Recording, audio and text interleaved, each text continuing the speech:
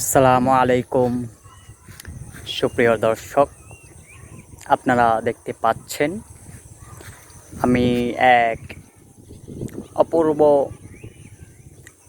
প্রাকৃতিক সৌন্দর্যের জায়গায় আছি।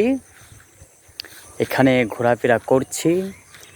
আমি এমন ভালো ভালো এবং প্রাকৃতিক, যেখানে ধান আছে, গাছ আছে, নদী আছে, যেখানে মাটির গন্ধ আছে, ফুলের সুবাস আছে, পাখিদের কলরব আছে, নদীর প্রবহমানতা আছে।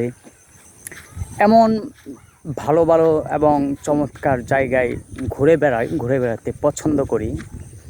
কিন্তু এইগুলো ভিডিও করে ছাড়ার থেকে আমার নিজের মনের মধ্যে, আমার নিজের মস্তিষ্কে ধারণ করাকে আমি বেশি পছন্দ করি, বেশি ভালোবাসি। এবং এইগুলো সোশ্যাল মিডিয়াতে আপলোড